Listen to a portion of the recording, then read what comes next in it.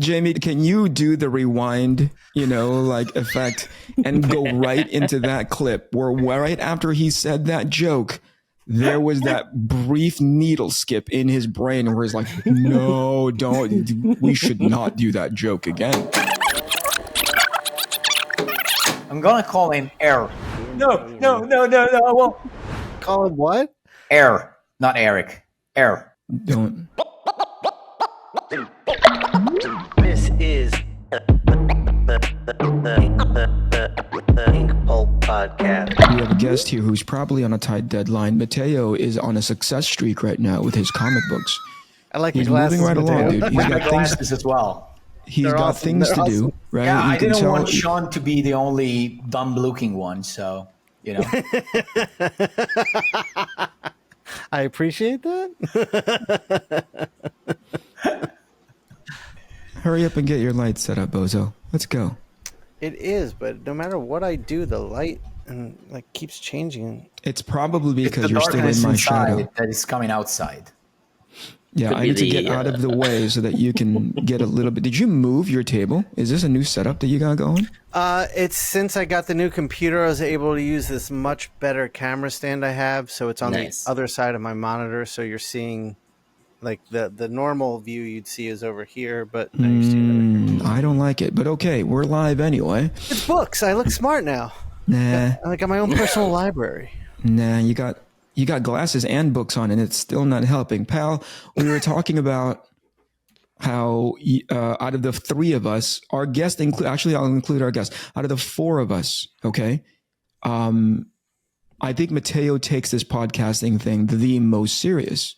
This is your show, but Mattteo is the one that's like, let's get this to a pro level and pro polish. I think in Fratelli fashion, we are working on the level together to raise results this. are not the same. Yeah, no, I disagree. Okay, so let me get the train going. I told John that I'm not going to be. I know him so well. We grew up together. He and I grew up in the same town, so our families have known each other. We grew up in the same town. Our parents knew each other. Our relatives practically intermingled with each other. There's a lot of incestual things going on. Ladies and gentlemen, welcome to the INKPULP podcast. This is episode 138, Shawn. Yeah, of course. We just released 142, but this one's 138. Yeah, of course. We're going back in time now. I just like switching it up because I like keeping Jamie on his toes. Thank you for joining us once again in episode 140 something. Shawn will put in some dub as far as the right episode is concerned. Mm-hmm. We are joined here by our co-host, Mattteo Scalera, but more importantly, our amazing guest, Mr. John Urban Animal Amor himself. Thank you for joining us, Shawn. Thank you, John. Shawn, I didn't mean to skip over you, but everybody knows you already, and you still don't have your system set up. So, what do you mean? My system's totally set up. Oh shit! This is what your lighting's going to look like the entire episode. What do you want me to do? I don't have the magic glow that you have. Okay, can you at the very least bump up your volume so that we don't have to worry about my volume? Yeah, have your gain go up there, buddy, because you sound like you're talking through a toilet paper roll. Okay. See how great Mattteo sounds? John, you say something. Hello. Excellent. Look at that. I think it's just Shawn's voice. Is this better? Yeah, suck on that microphone. Is that better? Yeah, suck on that. Okay. Yeah, there you go. All right. I'm a little jealous of Matteo's shades, though. So John's gonna switch it up. There it is. Oh shit! God damn! Oh. Let's not do that. Ooh. It's gonna be a long show. I told John that I wouldn't be doing much of the talking. So you guys Eric. Go ahead, start the interview. You guys had questions for him before we hit the go button. Mattteo actually saw the previous episode. Any feedback from that previous episode? Matty? No, it was great. It was great, and I'm curious to know more because I know you wanted to promote something on this episode as well. Something new? I do. First of all, thanks for having me back. Mattteo said that I was here to promote something, and Shawn was super nice to let me come back on. And today we're recording July 12th. but I believe this episode comes out later in July because we are. I can tell you exactly when it comes out. This is going to come out August 7th. Nice, December. excellent. That works out. December That's during your 2024. campaign, right? It'll come out. December 2021 is going to go back in time. Rocket Ship will be running a Kickstarter campaign for Urban Animal Volume 2. Urban Animal, of course, is my webtoon with Justin Jordan. We have a fairly significant following, so we're very excited to bring the second volume out and put it in physical format for fans to enjoy. And I'm excited to talk about the planned Kickstarter campaign. If you guys have any questions or what possible stretch goals we have, I'm not sure who amongst you. I know Eric for sure has done a crowdfunder, but yeah, I have too. I've done a few of them. Yeah. So I definitely want to talk about that, and we'll put the links in the description of the of this show. So links below. I appreciate that, man. Thanks. We ran the Kickstarter for Volume 1 back in 2020, and 2020 being the year that it was, we successfully funded it with 666 backers. Take that number for whatever significance you want. But it was a successful campaign, and it took a while to actually ship the books out, unfortunately, because of the pandemic and the paper shortages and stuff. But running the second campaign this year, 2023, I don't believe we'll be running into any of the same problems like paper shortages and shipping delays and stuff. So we're very excited, and Volume 2 will be collecting the second season of Urban Animal. So this book right here is roughly, I don't think it's actual regular trade paperback size, but it's like digest size, I would say, which is standard format for Rocket Ship stuff, or their translations from webtoon to physical books. But this right here collects 340 pages, which we're John, very proud of. How did you set up the pages? Because these were originally done for webtoons, so they were like an infinite scroll. Yeah, it was gonna be my question as well. I was curious about it. Did you handle translating the web to page thing? I didn't do the actual nuts and bolts of rearranging the panels, because when Volume 1 was being collected into physical format, I was working on Season 3 at the time. So how Rocket Ship works is that they handle the rearrangement of the panels in-house. Wow. And then once they have all of that sorted out, they send it back to me and whoever else is on the creative team for approval. So I'm pretty much very hands-on in how the pages are actually supposed to look, to make sure the beats are, the story pace is maintained, so to speak. Mm-hmm. And when necessary, I will draw panels that work better for the physical format that wasn't possible for the digital original, if that makes sense. How much redrawing did you have to do? Is it pretty minimal?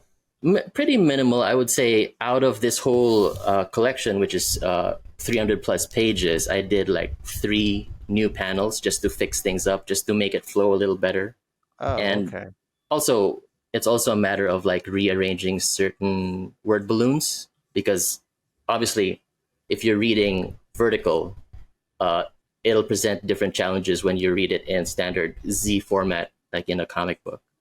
Yeah. So we're actually pretty proud of the fact that Rocket Ship enjoys working with myself, Justin, and Micah, because before we hopped on over to Rocket Ship for the physical volumes, we had been the only comics professionals, so to speak, people who were working in comics proper, per se, that they had worked with. So we always had the high resolution files, which is, I'm not going to throw anybody under the bus, but it's not true for all webtoon artists that they know exactly what files to prepare for print. Very true. But very true. Us working in the industry for 10 years plus at that point, we knew exactly the files to prepare, the resolution to prepare them in, and we had those files ready to go even before the campaign was even fulfilled. So we make it really easy for them. This company, Rocket, Rocket Ship. Rocket Ship, they handle running the campaign, and they also handle translating the webtoon format to the printed format. Correct, and fulfillment as well. Oh, they handle. Nice, Okay, awesome. is your book the only webtoon they've translated to print, or is that a typical service they offer? We're not the only one, but I believe they only offer the service. I guess they only sign books and titles that have a significant enough following on the webtoon platform. One of the big hits that Rocket Ship publishes is Let's Play, which is in the millions of readers and subscribers as well on webtoon. It's a rom-com about a game developer, I believe. But yeah, so we're not the only ones on there, but certainly we were among the first. Okay, Gotcha. Okay, And in the, let's call it the translation between, from digital to physical, like I was wondering, like the panels, are certain panels gonna be enlarged and others shrink down and stuff like that? Yeah, they're not all gonna be the same size that it was on the webtoon, because it's not the same proportion between panels. Yeah, exactly. Like we still want to maintain the same beats, but when you're working with a comic page, I guess, which has a different sense of real estate and gutter size, we want to actually enlarge certain panels and minimize certain panels just so it flows in a certain way. And that's why I bring up, like, we always have the high resolution files, and that's valuable because we can resize everything to our specific needs. And I draw digitally, and I draw everything in 600 DPI specifically for that reason. So we can use it however which way, or repurpose it for whatever later on. Awesome. But we're doing that crowdfunding campaign, which should be running now when this episode goes live. I hope it's successful. We feel good about it. I'm sorry, John. Go ahead. I was just wondering what your crowdfunding experiences have been like, because I've never run my own campaign per se. We have the benefit of Rocket Ship running this for us. Right, that's what I was going to ask. Yeah. Eric knows the crowdfunding intimately. I've done it as well. I liked doing it so I could learn from it, and I'm probably going to do it again. But each time I do it, I'm learning more and more how to run it, and how to launch it, and how to pre-launch it, and how to build it. And there's a lot that goes into it. I mean, it's a job, right, Eric? I'm sorry, we're 13 minutes in. I'm not even paying attention to this conversation. I'm literally. Why are you here? Why is he here? Why is he here? Well, my experience something Rocket Ship, something urban animal, something vertical scroll. Continue. Eric, go ahead. Just mute Mattteo. yourself. We'll be okay. He's listening. Stand by. My experience with Kickstarter campaigns is limited because I just kickstarted 2 of my art books, so I don't have a lot of knowledge on that end. Also, for me, it's always weird because not being a U.S. citizen, I cannot launch my own campaign in the States. Like, I can use the Italian Kickstarter, but in that case, it would be an Italian campaign, not it would be on Kickstarter.it, not .com or whatever. So, so every time I gotta use, I need somebody that runs the campaign for me. So in the States, yeah. Or another thing that I was thinking about, since my next project, I'm thinking about maybe at the beginning doing it with a crowdfunding platform, at least, if not specifically Kickstarter. I'm looking for how to open like an LLC or something in the States, being an Italian citizen. I think it's possible. I mean, I know it's possible. It's kind of complicated, but I can't do that. So we'll see. But yeah, that's my. Matteo's flexing his success right now. Yeah. I can sense it. I've got all the money.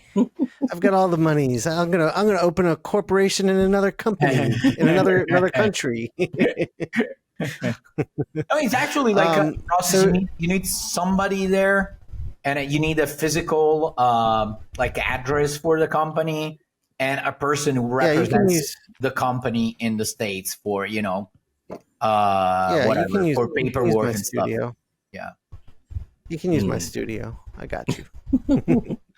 Also Ramon, speaking of Kickstarter campaigns, Ramon Perez over at Raid, they offer a service. Well, they'll run the campaign and fulfillment, and they also have a means of shipping from Canada, where they like a truck drives the books into the States and mails it to the U.S. Customers from the U.S. So it saves in shipping, because that's one thing I'm sure you'd get murdered on if you did an Italian campaign, Mattteo, is the shipping would just, you'd turn away a lot of buyers, because the shipping would probably be as much as the book, if not more. Oh, yeah, absolutely. And the same thing goes when I do a campaign in the States. Like, I don't remember for what I did it, but like shipping to Italy, like I have people that want to see my stuff in Europe, like in Italy, Spain, and France especially. What the fuck are you laughing at? Asshole. I have people. Not people. I'm talking about the other, that asshole. So the one above you. I was about to say I have a lot of fans, and then I was like, oh shit, I'm gonna get because I have people that want to see my stuff. So and people were contacting me, and they were like, what the fuck, like shipping is more expensive than the product itself. So I have that problem on the other hand, but the majority of people that want to see my stuff is in the States. So I gotta do if I have to do a campaign, I gotta do it in the States. And in Italy, I don't know about the States, but in Italy, like distribution, like is super expensive. If you want to have an official product and have it distributed through the traditional channels, you can say goodbye to 50% of the cover price. I don't know if it's the same in the States. Ouch. Yeah, it's 50%. I've never used. Jesus, Eric, was that your experience? I'm sorry. I lost track. Oh my God! What are you doing today? What are you doing today? Are we bothering you? How many of his fucking fans are? We were talking about trying to buy his book, and it's too expensive for him to. And you, these buddy, fucking people talking about themselves. No, I don't mind. I was very open about how much I don't care. Yeah, I can tell. Continue talking. Something experience. Something. Shawn, you did a Kickstarter, right, Shawn? Yeah, I've done I think 3 at this point. I haven't handled fulfillment because I did on one. My art dealer, I've done 2 for art books, and our art dealer Jason has handled fulfillment on those. And then I did one for INKPULP Instruction, where I handled fulfillment, but it was, this was basically what people were ordering, just a little thumb drive. So those are easy to like get a bunch together and just ship out. I didn't have to spend a lot of time packing up books and stickers and a bunch of merch stuff. I didn't mind it. In fact, I'm thinking with my next art book, just handling that on my side too, just to learn from it and do it. But I have my kids I can put to work. But yeah, is that one of the main reasons you went with this company, was so you could just hand it off and you could stay busy working on the current project? Yeah, actually, pretty much they came to us asking if we wanted to do physical editions of Urban Animal, and like, I don't know how you feel about this thing, but treating Kickstarter basically as a pre-order thing rather than something to fund the actual production of the thing, where like at the time we launched the campaign, Urban Animal, the material, the guts for the book were pretty much already done. It just needed to be put together and published. And then we basically treated the campaign as a means for people to order the book, and that'll be the same logic that we're applying for the volumes moving forward. We're planning to do 5 volumes, and this campaign is for the second one. And like, it's really valuable to us that people know that the guts of the book are pretty much done. They can read it for free on Webtoon. Sure. But like, if they want the physical copy, they just support the campaign, and they'll get a book in a couple of months, because they don't need to wait a year, half a year for the production to actually be done. I honestly think that's the only way you should do it. I've had too many people. I think there's a few things. Eric and I have talked about this in length. There's a few issues with having a Kickstarter to raise money to then go work on the book. Yeah. I've never seen the book get done in a timely manner after that. And then you've forgotten about it. And sure, you're going to get it, but I think you've hurt your brand in that situation. Yeah, we don't need to name names, but yeah, it happens. And then I know artists who ran Kickstarters, made the money, never did the book, and then they couldn't. Or they did it much later, but then the money was gone and they couldn't publish it because they didn't have money. They had to run a second Kickstarter to publish the book. I mean, I know one artist who ran 3 Kickstarters for the same book. I don't know why people kept giving money to them, but I know it damaged his reputation a good bit, as it should have. So, I mean, I think the way you're handling it is the way to do it. Handle it as a pre-order system and have the book done or near done before you launch. I think that's important. Yeah. And the hope is that each campaign is going to do better than the last, because we will offer all previous volumes along with the new volume for that campaign. You know what I'm saying? Like with the campaign for volume 2, we will also be offering volume 1 as a reward for people that's who want where I wanted to go. My next question would have been like, what are the products other than the official like volume 2? You have other extra stuff, or feel free not to talk about it if you want to keep it as a surprise. But well, we always do stretch goals. I believe that's what you're asking about. So, Urban Animal is a story that is targeted towards primarily teenagers. I believe our fan base is like 13 to 25, that age range. So the periffs, we like to call it, the peripherals that those people enjoy.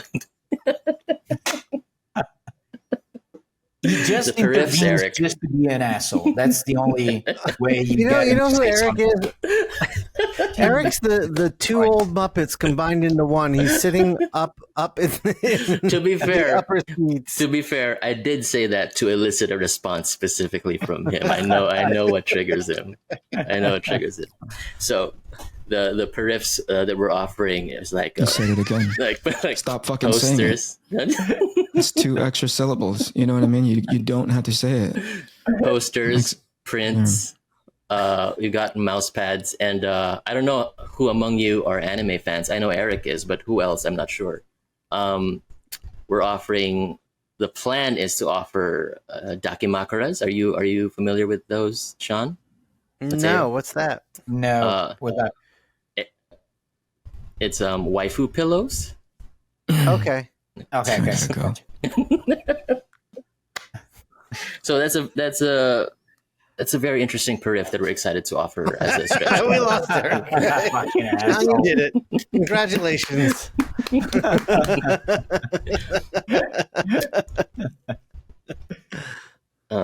So yeah, the hope eventually, and it of course it depends on the money that we raise, the support level. The hope is to eventually have like statuettes or whatever, little vinyl figures. Was that a stretch goal you'll have? Eventually, man. We have a lot of characters and we have a lot of cool looking monsters. So eventually that's something that we would really like to do. But it's a hope. It's a dream, of course. Hey, John. Yeah. Why stretch goals? What do you mean? As in, so there's a thing that I always challenge the guys on whenever we talk about what feels to be organic, what feels to be natural in doing things, not the least of which, like, some of the processes that's happening behind the scenes as far as this podcast, right? Yeah.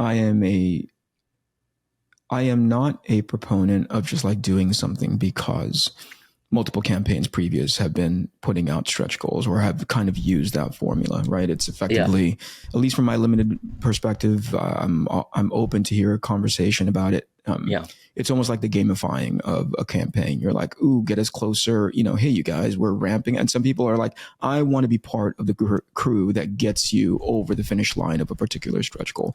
My question is, why the stretch goal? Has it proven to be, as far as like your experience and your data, that you saw in the first campaign, has it proven to be super successful for you by offering it in that capacity, or not just like offering it all at once? Yeah, first of all, you're absolutely right. It is 100% a sort of gamifying of this campaign of like, we're basically just asking money to help us print the book. But if you help us spread the word, there's an incentive, right? Because like if you're a fan of Urban Animal and the money that you put into the campaign to support us is enough to order a book for yourself, that's cool. That's excellent. Thank you so much for your support. But if you spread the word and tell your friends about it, that gives us more resources to actually give you more rewards if you're interested in that. You know what I mean? Like, so that it's essentially an incentive for people to want to support more and spread the word for us, per se. So does that make sense?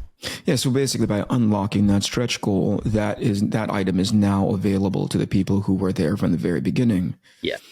Yeah. Okay. I get it. Eric, what you asked that question. I want to know your thoughts on stretch goals, because I'm sure you've done some research into it too. And you didn't have stretch goals, right? For Arcathena?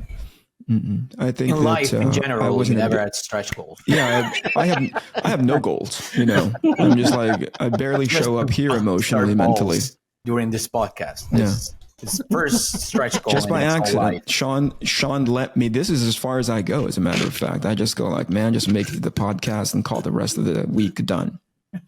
I'm not a huge proponent of it. I think I am not a fan of like gamifying the thing. I would rather, make it, again, this is just me. I'm not diminishing it, right? That's why I always ask, is it working for you? And at the end of the day, that's what I'm getting at. Is it working for you because you have a clear understanding of how to pull on that lever?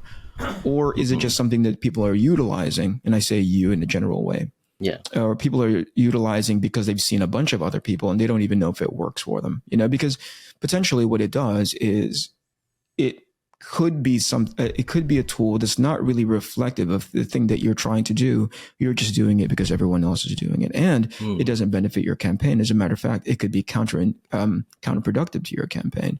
You start talking about all these stretch goals that you don't meet. The perception, to Shawn's point, the brand is like, oh, that didn't meet its stretch goal. Ultimately, how many people are really into, supporting this campaign? So when you said earlier, hey, we had, the devil's number for backers. And by the way, you're welcome. I paid for easily 500, 600 of those people to come in. Thank you, Eric. Did you see that they immediately withdrew their backing after like 500? We got you to, the head count is what matters. The money ultimately doesn't matter. So like the other question that I wanted to ask was like, as you got into the 600 space, or, into the final tally. Yeah. 666. How much of the, no, stop saying it out loud. So after you got into that space, is your goal to effectively beat that number moving forward? Is it like, that's the hope, right? The second part is, of that 600, how many of those do you know were, and that, the term isn't accurate, but like regular fans of Urban Animal who wanted to see it in print? Or was there a broader audience reach that wouldn't have bought it, or that did buy it, outside of the awareness of it through webtoons? That's a good question. Wait, before you answer, you guys. I've been paying attention this entire time. Go ahead. And by this entire time, it means the last 5 minutes. Not being generous. I literally said something from like 15, 20 minutes ago. Knock it off. Go ahead, John. It's a good question, and I'm sure somebody has the numbers, right? But I feel like there's no actual way to tell. Just in the same way, there's no actual way to tell in the direct market of comics. You don't know exactly how many books are being published, how many books are being ordered, how many books are being sold, right? With the Kickstarter, we definitely know that we are selling the books to people with credit cards, or at least to parents, children children's parents with credit cards. Primarily, our fan base on the Webtoon app is mostly teenagers. So we don't know how many of that translates to people supporting the campaigns. But I'm sure there's a crossover to be spoken of. I just don't know the numbers specifically. Yeah, I think that's one of the bigger challenges of reaching out to somebody like there's a general benefit of having an infrastructure like Rocket Ship in place because they do so much heavy lifting pre and post campaign, right? Yes. I think the part that I wouldn't feel comfortable with is not knowing that data. Does that make any sense? There is an invaluable concept to like understanding these people are built-in fans. These are great, but in as far as people who are not typically buying the book either via Webtoons or whatever it is in what capacity these guys are going to go do their crowdfunding, I am a huge proponent of understanding that what's outside of that bubble, you know? Yeah. Because if I know that, I know how to take that momentum and keep pressing on that button for campaign 2, campaign 3, campaign 4, right? So there's always this balance with me to be like, that made my life significantly easier, but by doing so, I lost transparency and understanding of like what my audience base is, right? But I think there's ways that you can supplement an understanding. And the reason why I'm kind of bearing down on it, especially in this new space of like, and this is the one thing I'll push back on what you just said earlier was like, there's really no way to know. I think I agree with that in part, but there's better ways of understanding, right? Like you can go dig a little bit, not the least, like the simple, potentially inaccurate way of doing it is like how many of the people that have bought my book, how many of you didn't hear about it until this campaign or whomever it is that told you about it, and ways to incentivize that as well. Because as much of that as you can get, it's so significantly useful the more of these that you do. Yeah. And there goes absolutely. that echo again.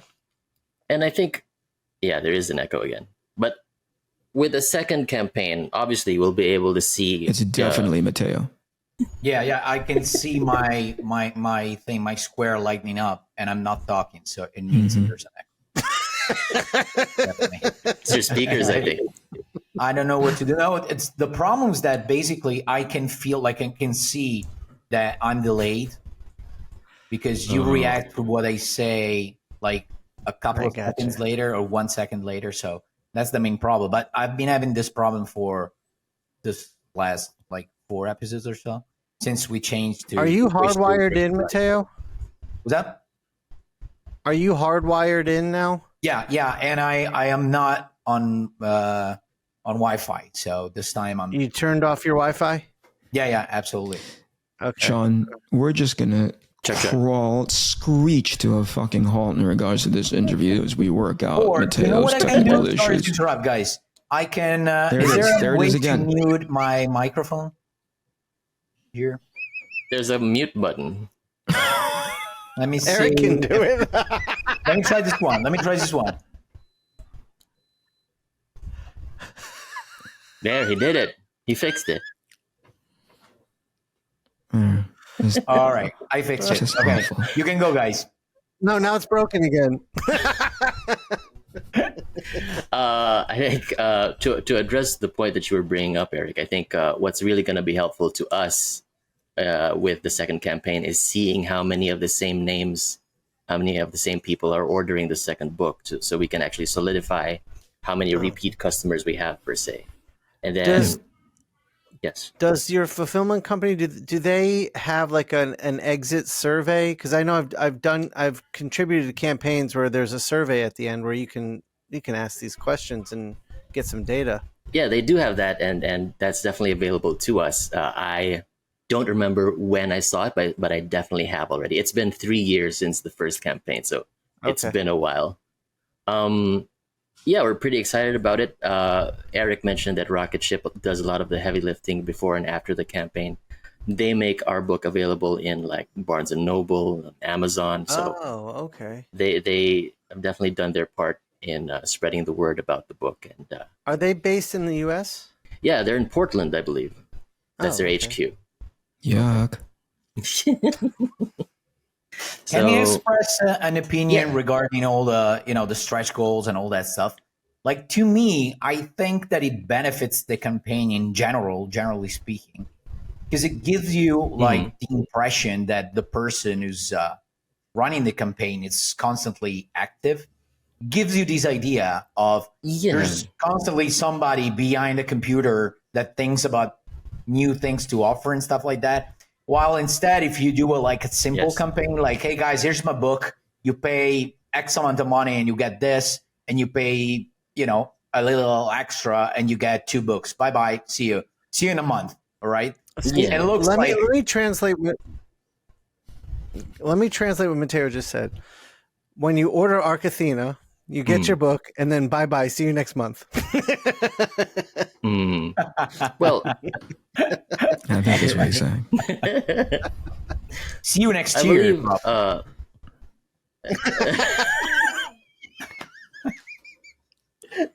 At the end of the day, I guess it depends on the kind of fans that you have, right? I don't know what kind of fans you guys were when you were kids, but like when you were an X-Men fan, did you want to have X-Men t-shirts or X-Men caps? So I guess with Urban Animal and our periffs that we're offering, our rewards and our stretch goals that we're offering pins, mouse pads, a lot of other tchotchkes per se. So we want to make things available for the fans that actually want specific things. There's the main cast in Urban Animal, they have a rock band in the story. So one of the rewards that was performing surprisingly well in the first campaign was the Urban Animal themed guitar picks that we were offering. Oh, and that's we awesome. were super surprised that people ordered a lot of those and they really enjoyed it. And we'll be bringing those back in the second campaign along with like trading cards and stuff. So we're really thinking, I guess, about the fanboys and fangirls who enjoy the little tchotchkes, and we just, if they want it, we're going to offer it to them, I guess is what we're trying to do. Yeah, that's awesome. Yeah, man. That's a short interview. Thank you for being here, John. We'll talk to you later.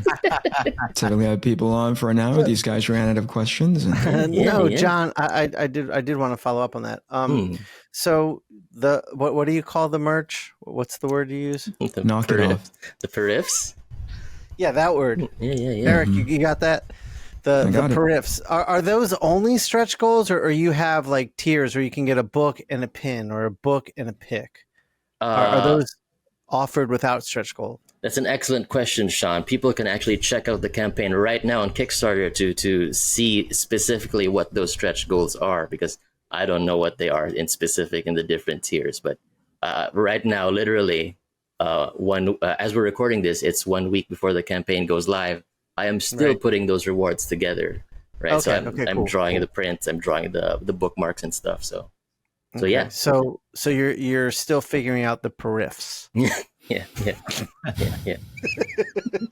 But it's all about the periffs, after all, right? Right, Eric? Mattteo, are you going to get your periffs ready for your campaign? I'm going to call him Eric is just in pain. You're going to call him what? Air, not Eric. Air. Don't. The abbreviation of Eric. Why Air? Air. Like periffs, air. I heard him. So let's. I heard him try that joke, and as soon as it left his mouth, I could see on the video there was a moment. He was like, "Don't say that joke again." There was an internal monologue that was like, that didn't land. Right? You know what happened, but Eric? Another part of him was just like, screw it. Let's just go. Let's just do it again. It's too good to let go. What happened was he went into dumb shark mode. If you saw his pupils just went black and he spit the joke out. Listen, Jamie, can you do the rewind, effect and go right into that clip where right after he said that joke, there was that brief needle skip in his brain where he's like, no, we should not do that joke again. I'm gonna call him Air. No, I won't. Call him what? Air, not Eric. Air. Don't. Yeah. Please, Jamie. That was a please, dumb joke. Please make it happen. Anyway, continue with the frickin' periffs already. Go You gotta ahead. do a record scratch in the middle of the thought process. Well, there. actually, John, I did want to ask you with the company involved with running the campaign. Yeah. How much, when the campaign's live, how much work are you having to do to promote? Are you actively promoting every day, or are you just relying on them to do that? Well, we don't need to per se, because they're definitely doing their part, but like we want the campaign to be successful too, obviously. So, you know, they don't pressure us into promoting it. We just do it ourselves also. So right. I post stuff on Instagram and stories, and whoever is not annoyed by me posting it will see it. You know, I haven't been on Instagram in a couple of months. I don't know what it's like over there now, if it's all AI ladies or whatever. But yeah, people who follow me will see the stories about the Kickstarter. So, have you been actively staying away from Instagram on purpose, or you're just busy? not on purpose. It's just that I don't feel a pull to Instagram. I don't know if it's the same for you guys. I barely see people's art who I actually follow because of the ads and stuff. Is it the same for you? I usually see. Who are you talking to, John? Anya, the royal you. The general, the royal. Okay. Yeah. Well, Shawn, Mattteo? no, to be honest with you, what I saw Mattteo? in the last, but I think we talked about it recently, probably in private or here on one of the episodes. Like I've seen in the last, I would say year and a half, like I saw a difference, and all of a sudden, because you know probably Instagram was promoting a kind of different behavior for users, just by and by that I mean doing more reels and stuff like that. So they were promoting that kind of activeness, which I'm not, I'm not a big fan of. Like personally, I don't like the reason why I love Instagram in the first place is that it was a quick way to, just post a picture of a piece I just did. And for years I gained a lot of followers, and now I've seen it like slow down like terribly. Like now, Eric, in order to get like something like 1,000 followers, I need to post like, I don't know, like 20 or 30 things straight for a whole month or month and a half. While before, once I had, a couple of pieces, I would post them and I'll gain like 2,000 followers like that. It's changed a lot. And so I don't know. Eric, did you see what he did there? No, I'm I just stopped curious. paying attention right around the time he says. John we talked asked about this. our viewership on Instagram. Mattteo went right into his, I'm getting followers, I'm posting my artwork. Sorry, no, I didn't. What does viewership means? Like he was asking about when you look through, when you scroll through it, are you seeing artwork or ads? But this was a language problem. I didn't know what it was. Yes, Shawn. Yeah, if you believe that, I got something else for you. Recently, I gotta say, like, there's been a time in which I got only reels, so mainly comedians that I follow, and then all of a sudden, I don't know why, like, I started complaining about Instagram and blah blah blah because I wasn't seeing any of the simple like artists' pictures and stuff. All of a sudden, like boom, a lot of pictures, and now I have a kind of mix between the two. I got some reels and some images from artists, so it's a sort of 50-50, I would say. Yeah, but it certainly doesn't feel like how it used to. Something's definitely changed. Definitely. Yeah, definitely. See, changed. for me, I don't feel a change. I mean, it's reels and not pictures. That's the change I see. But I'm seeing reels of artists the same way I saw pictures from artists before. Yeah, Shawn, but I think that all between the four of us, you're the one who really, adapted to this new version of Instagram. And probably you're the one who's benefited more by this change because you're willing to post, process videos and stuff all the brush techniques and stuff. So what is he doing? He's putting a lens he's putting. Is that what Sia? He went and ordered what Sia had. I bet. What is that? He's doing a. He's putting a polarizing filter on. Yeah. No, it's putting a filter that gives him hair. I don't think it's working, Eric. I don't think. Okay, sorry. Yeah, neither hair nor filter. Yeah, so I agree, Mattteo. I mean, when I decided to learn how to do reels and use Instagram better, I put a lot of energy into that and saw a tremendous amount of growth. And I think my interaction with Instagram hasn't changed much because of that. Here's what I'm wondering, and you tell me if this is a dumb thought. Do you think the artists that we follow are posting less in general? Yeah, I think that's part of it, and I think also maybe some artists aren't posting less, but they're just posting pictures still, and the algorithm promotes reels over pictures. Yeah. So I think it might be a combination of the two. There's this dude that I always see whenever I do check Instagram. It's INKPULP, and he does this process stuff. It's pretty good. The guy's pretty good. You heard of him, Shawn? It's kind of good. He's learning. It will take time, but he's probably young by the way that he draws. It's pretty naive and stuff like that. So probably like 15 years old, but I see some talent there. Yeah. So probably in 20 years, I follow this cocky motherfucker. He doesn't hardly ever post, and then when he does, it's like 50 images, all in the same day, and it's so obnoxious. It's like he's saying to you, "The royal artist has arrived. You may look upon my art." And then I'm going to disappear. I think he complains after because he's not gaining new followers. I think that's what he does.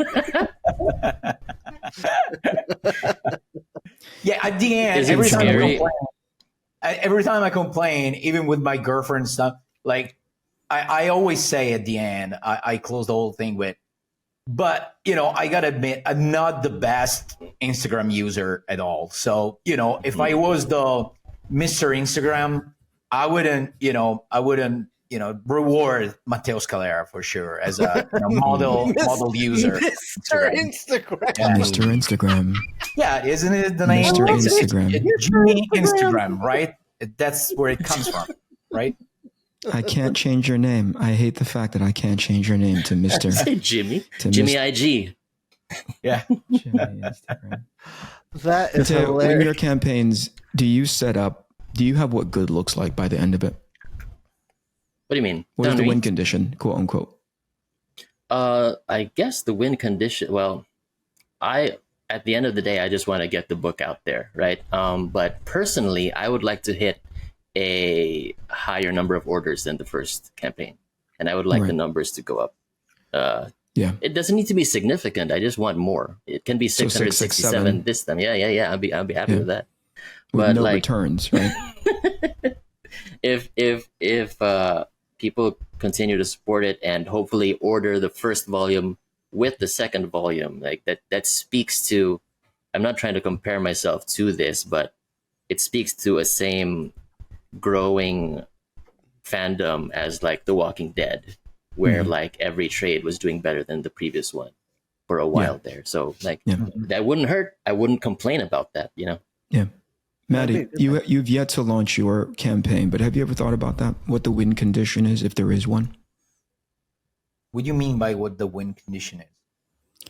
The win condition for John, when No. More like the ideal bar that you'd like to reach, right? In John's case, he's saying, if I get 667 as opposed to 666, I think that's pretty good, which generally it means there's more people reading the book and ordering it. In your case, having never done it before, if you have a theoretical sort of win condition, what does that look like?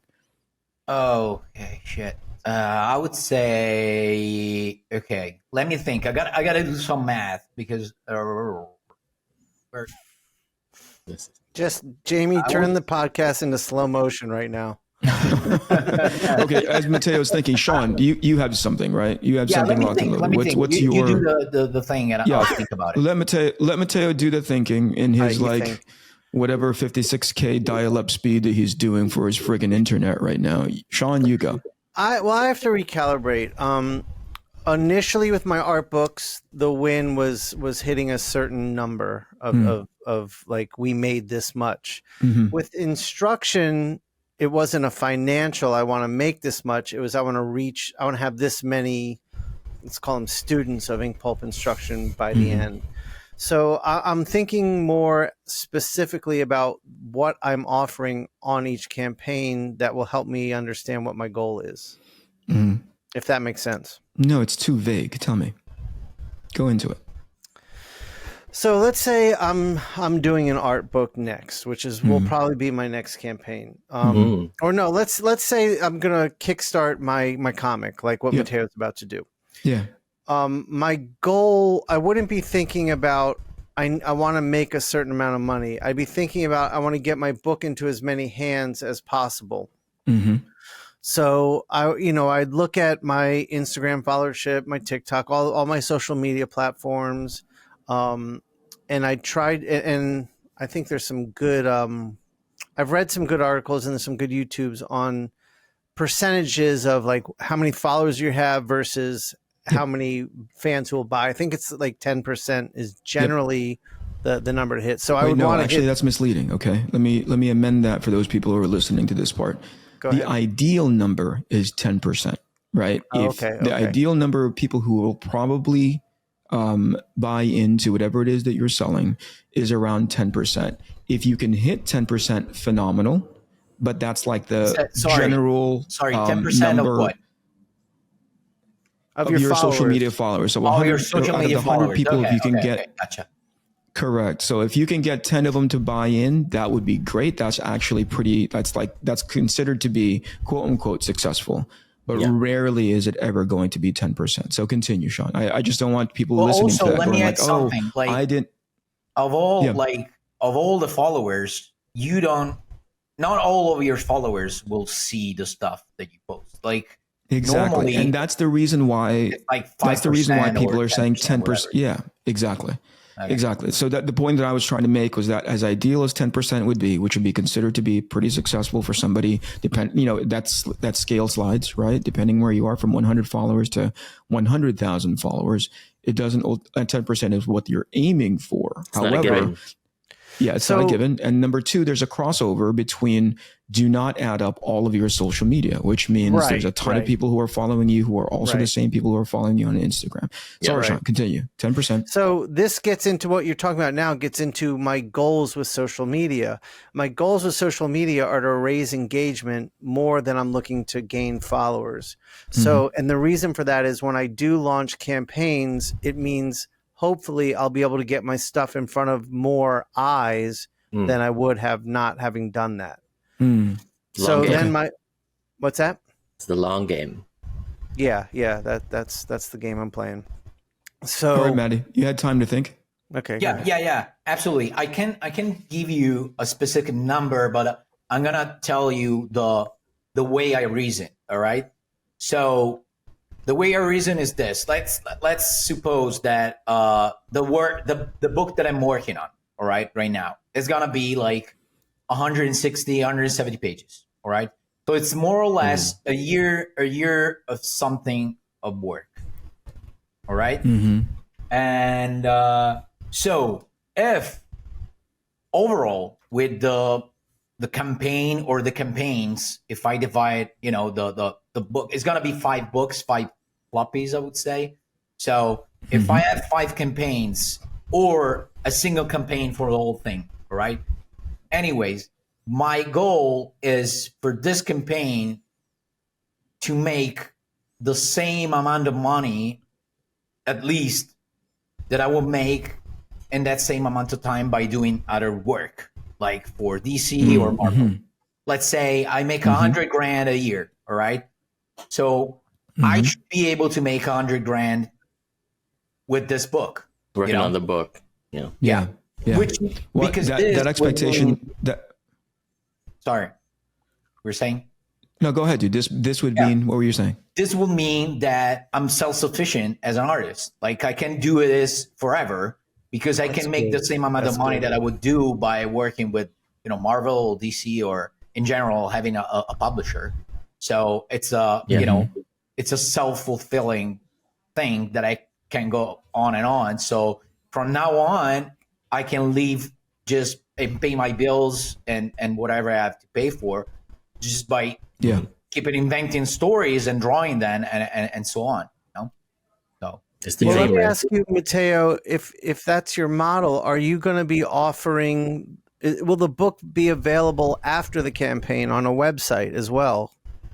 Or will it only be available through Kickstarter? Maddie, before you answer that, okay, and that's actually that's a great question, because that talks about like keeping it evergreen and accessible to people who potentially didn't get a chance to get it the first time that they had a campaign. I think there's a lot of people who are in whatever stage they are in their career who listen to this podcast. I think 50% of them are paid for, but the other 50% are genuinely invested in understanding, like from a professional perspective, right? Like our experiences. What I think somewhere in the middle there, the signal gets lost, right? What Matteo's, his calculation, right, is to say, based on where he is in his career right now, and his current expectation of his work and the kind of money that he is making. And in order to make this well, the hundreds and millions of them who potentially the 10% of them who are willing to pay for his work. What he's saying is that based on my expectation of myself, my work currently, my position in my professional career, and obviously my needs, my financial needs during the year, with the overall umbrella, like I can do this now full time. Those are the numbers that he came up with, or those are the guiding principles that lead him into the decisions that he is going to make. It is by no means the all-encompassing thing that you should do depending on where you are in your career. You've heard the whole spectrum of considerations when we're talking about what good looks like. Shawn is just like, I want to make sure that, I reach as many people as possible, potentially based on this, this algorithmic game that Instagram and social media plays with his outreach and his overall engagement. John is saying, hey, just based on what I understand from the first campaign, anything more than that looks good for me. So somewhere in there, potentially is where you could land, right? I don't think one is better than the other. Oh yeah, one absolutely. is any one of those is. Yeah, any one of those is adaptable to where you are currently. And by the way, even if you're just starting out, if you decide to take Matteo's position, which is, I know I want to make this sustainable, I make X amount at my regular 9-to-5 job, therefore I need to make X much. But it does not mean you have failed because that you didn't cross that finish line when you're using Matteo's model. It just goes to show that I think if you set your target correctly, and by target, I mean like the end goal and what good looks like, based on where you are, put that expectation slider right in front of you. Hey, I don't know if I'm going to be able to sell 600 plus units, but I do know, just based on my understanding of my follower account, I should be able to sell this much. Let's go stress test the heck out of that. All right, continue, man. Sorry. Yeah, no. Making books available offline. I completely agree with you. And it's the same thing that happens when, for example, either on social media or at shows, some other artists, like young artists, they ask me like, oh, what pen do you use, or pencils, or what's your working method? I mean, I'm only going to describe the thing that I use now, and because now it's what I like using because I'm doing this specific research. And I'm not going to necessarily be using it forever. And this is what I do, but that doesn't mean that this is the right thing to do. So if you ask me because you're curious, I'll be more than happy to answer. But please don't take this as, okay, if you want to have this specific quality, this is what you need to use, And it's the same with the campaign. Like I'm at a point where I want to test this thing to see if it allows me to make the same amount of money every year, without having to work with Marvel, DC. And this doesn't necessarily mean that I'm planning on leaving DC or Marvel. I'm just curious to test the ground and see how it works, Yeah.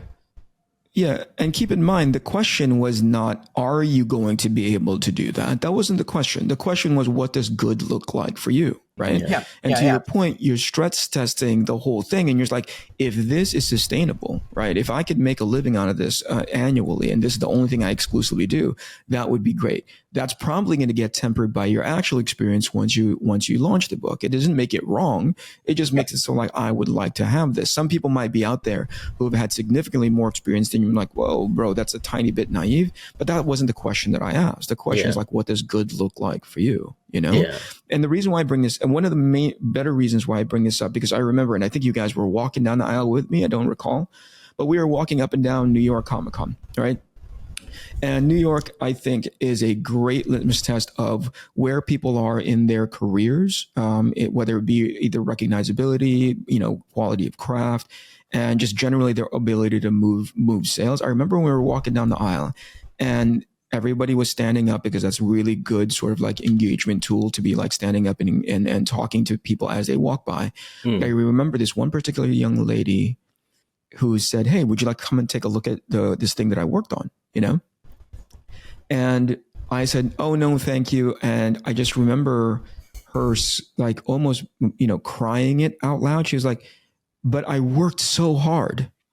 When I said, "No, thank you," and it broke my heart. I think about it now. In the moment, I was like, "Oh my gosh, that's really profound, almost embarrassing." But right now, I think about that. I'm like, it breaks my heart to think that young lady worked her butt off, and for somebody to say no. Now, the cynical part of me was like, toughen up, Not everybody's going to love your stuff, but the mentorship side of me wants to say, not everybody's going to love your stuff, and that's all right. Like set up what good looks like for you moving forward, which is potentially, hey, you've never done that show before. Now you're doing that show and you're actually trying to engage with an audience. And some of them will say no, but maybe it stops at that water's edge, which is, I've never done this before, right? Yeah. I want to learn what it's like to engage with an audience and sell my product, and understand this is a learning experience for me. To your point, Mattteo, it is a learning. It was going to be a learning experience for you.